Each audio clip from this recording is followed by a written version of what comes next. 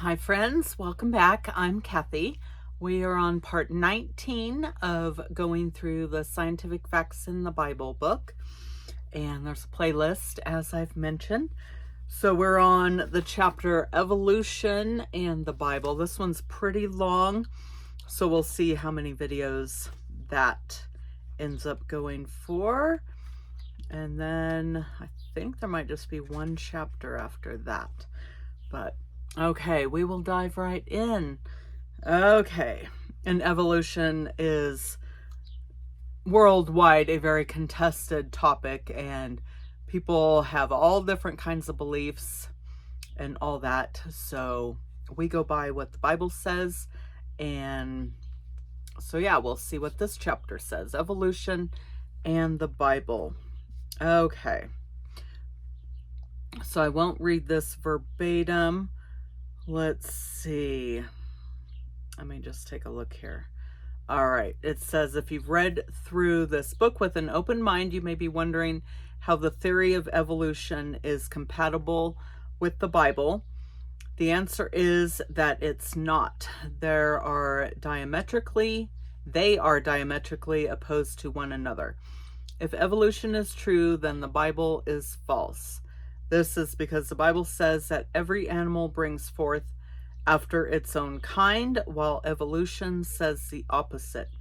The Bible says that there is one kind of flesh of beasts and another kind of flesh of man.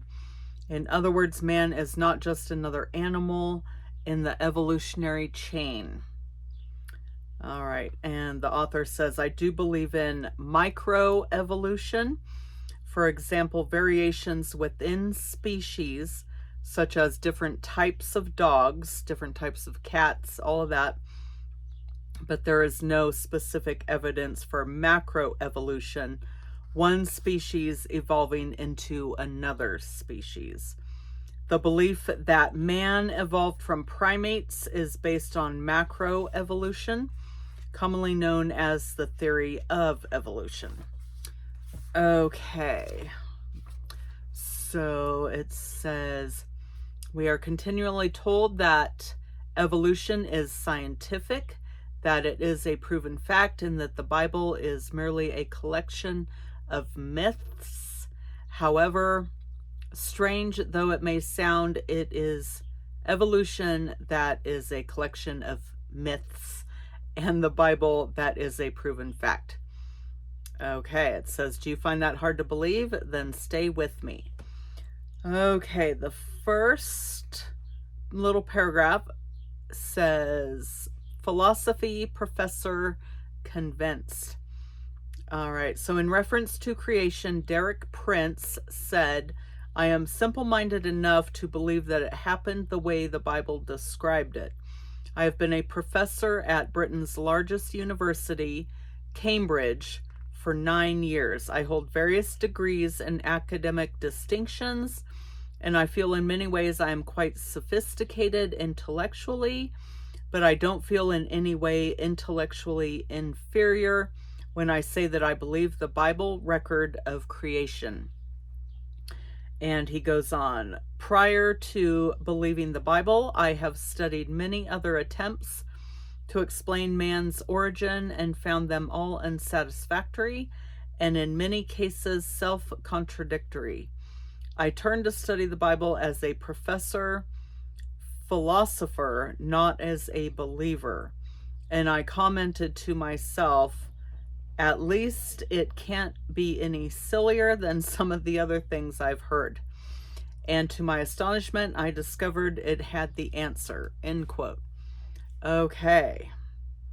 Yeah, there's a bunch of interviews with professors all over who, once they go through the Bible and break it down and see how it matches up to what actually happened in the historical record, they become believers, or they are solidified in their belief that, wow, it was actually creation and not evolution.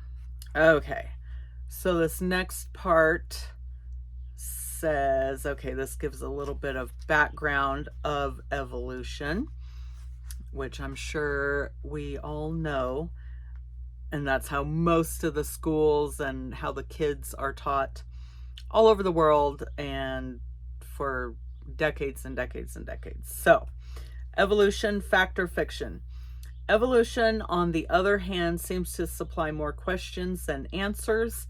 If every creature evolved with no creator, there are numerous problems for scientific evolution. Take, for instance, the first bird. Did the bird breathe? Did it breathe before it evolved lungs? How did it do this? Why did it evolve lungs if it was happily surviving without them? How did it know what needed to be evolved if its brain hadn't yet evolved? Did the bird have a mouth? How did it eat before it had evolved a mouth? Where did the mouth send the food before a stomach evolved?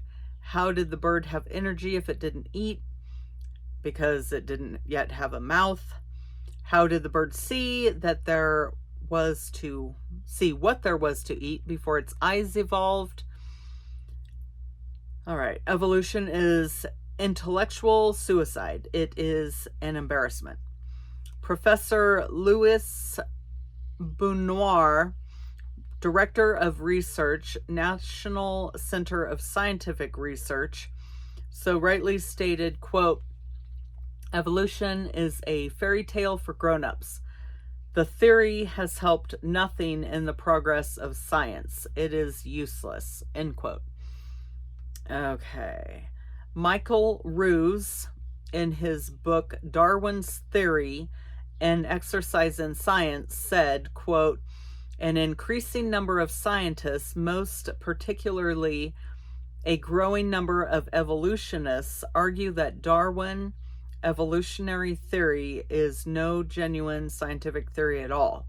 Many of the critics have the highest intellectual credentials," end quote. Okay, Dr. T.N. Thomasian of the Atomic Energy Commission said, quote, "Scientists who go about teaching that evolution is a fact of life are great con men, and the story they are telling may be the greatest hoax ever," end quote. All right, Malcolm Muggeridge, the British journalist and philosopher, said, quote, "I myself am convinced that the theory of evolution, especially the extent to which it has been applied, will be one of the greatest jokes in the history books of the future.